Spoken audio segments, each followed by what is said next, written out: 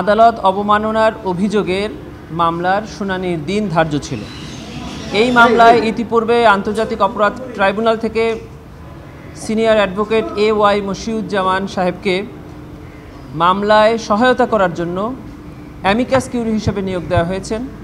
তিনি আজকে ট্রাইব্যুনালে হাজির হয়েছিলেন এবং মামলায় প্রস্তুতির জন্য উনি 1 সপ্তাহ সময় চেয়েছিলেন, ট্রাইব্যুনাল সেটা মঞ্জুর করে এই মামলা পরবর্তী শুনানির তারিখ 2রা জুলাই 2025 দিন ধার্য করেছে।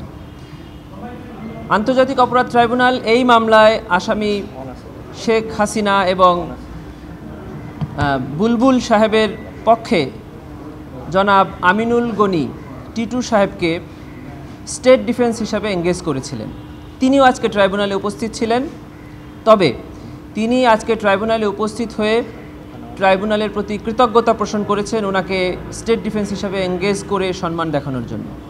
কিন্তু ওনার ব্যাপারে একটা ইস্যু জানতে পেরে উনি ট্রাইব্যুনালের কাছে এই মামলায় থেকে নিজেকে প্রত্যাহারের আবেদন করেছেন। ট্রাইব্যুনালে তার এই মৌখিক আবেদন মঞ্জুর করে এই মামলায় স্টেট ডিফেন্স থেকে তাকে প্রত্যাহার করিয়ে অ্যাডভোকেট জনাব আমির হোসেনকে এই মামলায় নতুন করে স্টেট ডিফেন্স হিসাবে এঙ্গেজ করেছেন এবং এই মামলায় পরবর্তী প্রসিকিউশন এবং স্টেট ডিফেন্স এবং অ্যামিকাস কিউরি 3 জনের পক্ষ থেকেই পরবর্তী শুনানি 2 জুলাই 2025।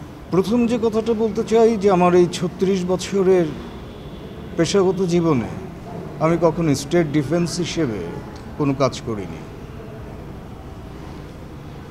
তো সেখানে স্টেট ডিফেন্স হিসেবে কোর্ট আমাকে নিয়োগ করাতে আমি এটাকে সম্মানিত হিসেবে দেখেছি যে আমাকে সম্মানিত করা হয়েছে।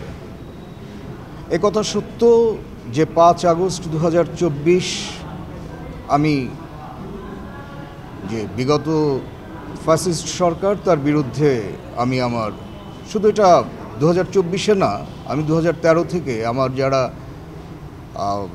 ফেসবুক ফ্রেন্ড আছেন দেখতে পারবেন যে আমি 2013 থেকে নিয়মিত আমি যা অসঙ্গতি সরকারের যে সমস্ত অসঙ্গতি ছিল এইসব নিয়ে আমি পোস্ট দিয়েছি এবং অনেক কবিতা লিখেছি। আমি একজন কবিও। তো যেহেতু এটা শেখ হাসিনার বিরুদ্ধেই মামলা আর আমাকে অ্যাকচুয়ালি কন্টেম্পট পিটিশন হিয়ারিং করবার জন্য এখানে এনগেজ করা হয়েছিল, মূল মামলা নয়। তো কন্টেম্পট পিটিশন এটা হিয়ারিং করবার জন্য আমি প্রস্তুতি নিয়ে এসেছিলাম, যেহেতু কোর্ট থেকে এটা প্রশ্নটা উত্থাপিত হয় যে কনফ্লিক্ট অফ ইন্টারেস্টের কথা, সে বিবেচনা করে এথিক্যাল দিক বিবেচনা করে আজকে আমাকে প্রত্যাহার করেছি।